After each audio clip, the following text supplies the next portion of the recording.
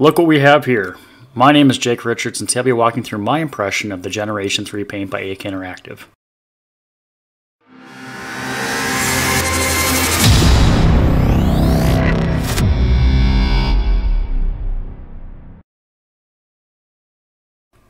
Alright, let's kick this off. Recently, AK Interactive released a new line of paint called Generation 3. The set contains a whopping 230 different colors to choose from.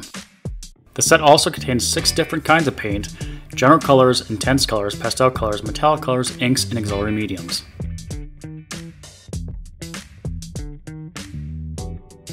Alright, let's have a look at the new bottles. The bottles have been redesigned, but each bottle contains 17 milliliters of paint. The paint cap has been designed to actually allow you to put a small drop of paint in the little recess there to allow you to see what the color looks like when it's dry.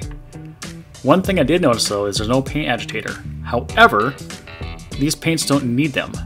The paints don't separate in the bottle at all. I'm not sure how it does it, but it's great. First things first, now for an opacity test.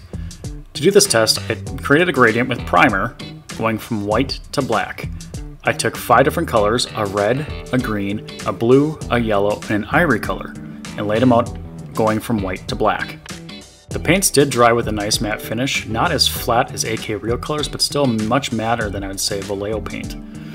Also, the paints did have some pretty nice and consistent coverage given the colors I was using.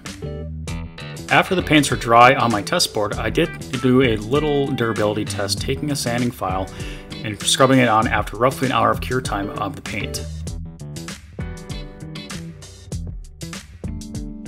In addition to taking a sanding file to the paint, I did do a durability test using masking tape, butyl putty, and also Wilder masking fluid.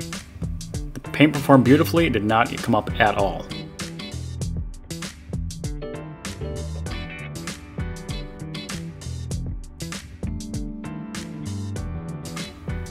Now for the big test. I wanted to see how this paint performed against something that was aggressive, such as an enamel thinner.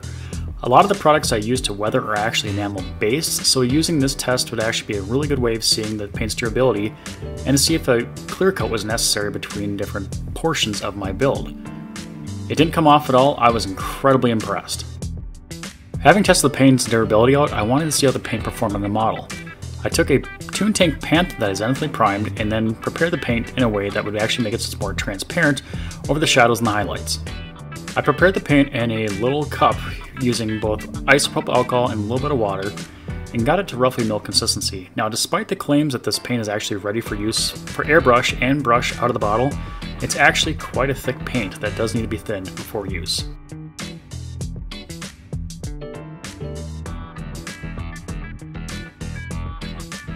I started painting the Panther turret by applying one very nice, smooth, and thin green layer of paint.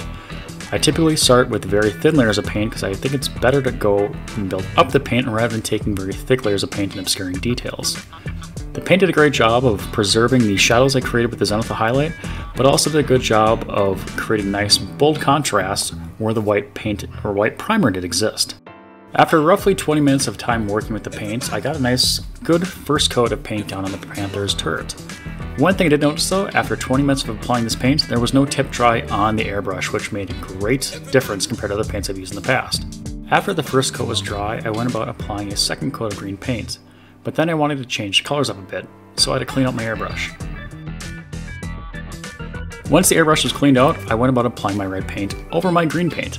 Why? Green is a complementary color to red. It makes a nice, vibrant, and rich red color when especially when you're doing a primer red color on a Panther or any sort of German tank. It was a great test of the paint's opacity and to see how it actually would interact with the base color I applied earlier. Now on to brush painting.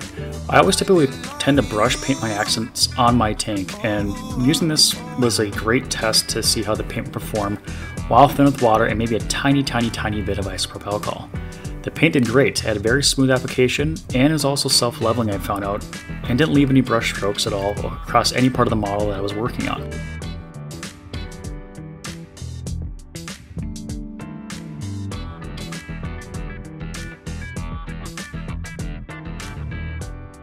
Once the brush painting was done, I took a moment to look at the overall finish of the tank.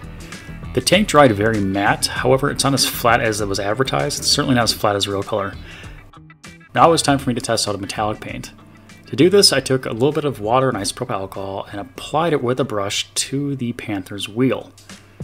The overall coverage was very nice, and I did 2 very thin coats to get a nice, even coverage of the wheel surface, not to leave any blemishes at all. The self-leveling qualities of the paint was wonderful to work with, and after only 2 thin coats, I was ready to go. Having brush painted metallic paint on the road wheels of the Panther, I wanted to try airbrushing metallic paint on one of the wheels of the Panther too. I applied 2 very thin coats of the metallic paint to the wheel using my airbrush, and I was not disappointed. The paint was very easy to use, it didn't clog the tip at all. Here are my closing thoughts of the paint. Overall, the paint isn't nearly as flat as real color. It's more of a matte coated paint.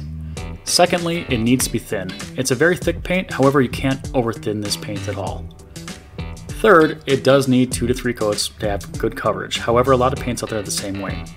Overall, it's got a great color selection, with 230 paints to choose from. Also, it's great with airbrush and brush application. And finally, the thing is tough as nails. You can't go wrong with this paint. Overall, I'm incredibly impressed by this paint and I look forward to using it in the future.